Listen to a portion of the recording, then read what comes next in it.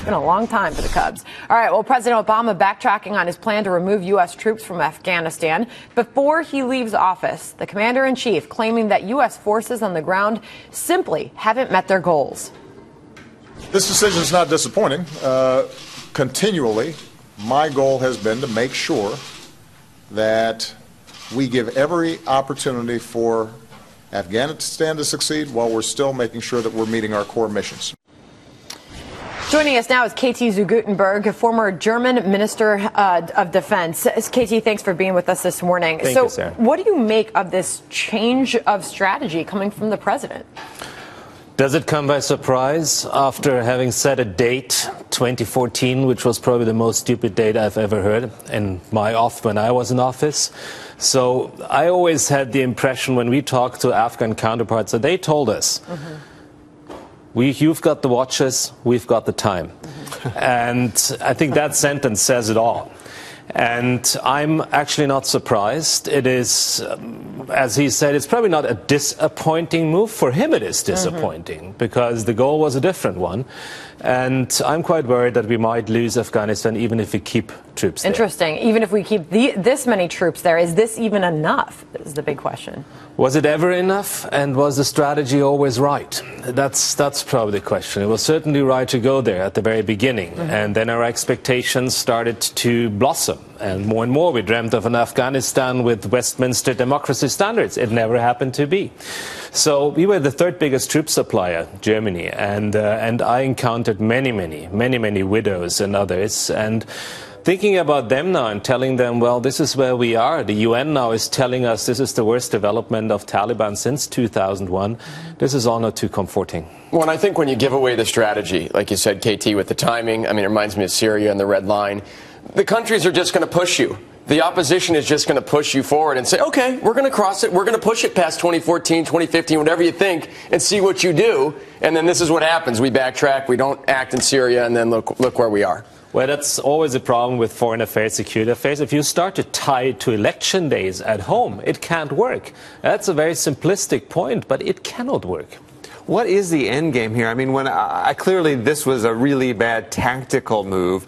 What's the big strategy here? The more I learn about Afghanistan, the more of a quagmire it feels like. Certainly we saw what happened to the Russians, the Taliban gaining ascendancy, and frankly some of the stuff that has gone on even amongst our allies in Afghanistan is very disturbing. Well, it has, and our latest developments in the part where we've been responsible, Kunduz, just look at it. It fell back into the hands of the Taliban. So that was a promising part in the north. So what is there ever an end game to Afghanistan? No. But there are solutions that might be still found with the neighboring countries who are also struggling. There are solutions we may find with a cooperation with our intelligence services on one hand and special forces probably, if we come to a point again that it is a breeding ground for terrorism. Other things, cynically, we probably may have to accept. They fought each other in Afghanistan for centuries. They will fight each other for centuries, for the next coming centuries. But can we make any changes until President Obama is out of the White House? Can we do anything that's more effective in Afghanistan with the current president there? Well, it's certainly he's the better and more promising president than the one we have dealt with before, who smiled at our face, turned around and did usually the opposite. So this is a promising element in Afghanistan. Nevertheless, we have to deal with existing tribal structures. We are not yet at a overall structure which reflects our expectations to a democratic country. It's not there. So what we can do is to try to avoid developments we have seen already at the beginning, in the end, the late 1990s, at the beginning of the turn of the century. This is where we can work on, but this is bits and pieces. It's nothing more. And I want to kind of go over to Syria now and the continued conflict there. Putin condemning the U.S. for refusing to share Syria terror targets. Putin's defending the airstrike. So where are we there right now? In an even more complex situation, because now we are hearing that there will be a fight for Aleppo. We have seen that before, but this is like ISIS against Assad. And now we are trying to somehow embrace Assad to a certain extent. So I always say it's going from red lines to red carpets. What a solution. So it is, of course, a more and more complicated situation there. Vladimir Putin is in a multiple win situation at the very moment. He has all means at his hands to divide Europe a little bit more, to divide the Western alliance as he has to. He has a footprint now in the region, and he can tease even the American troops if he wants to. So it's something for his standards. It works out pretty well. For European standards, looking at the refugee crisis, for our Western alliance, all the other things, it has elements which I think are worrisome. It does appear that Putin keeps trying to make it very clear that he's got the upper hand in all of this. Well, he is certainly someone who can spell self-confidence correctly, as we all know.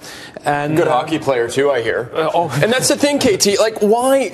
We haven't really stood up to him. I mean, that's the other thing. I mean, we've got to say something, I think, at this point, and at least make some action to not let him keep putting his footprint over there. I mean, he got involved.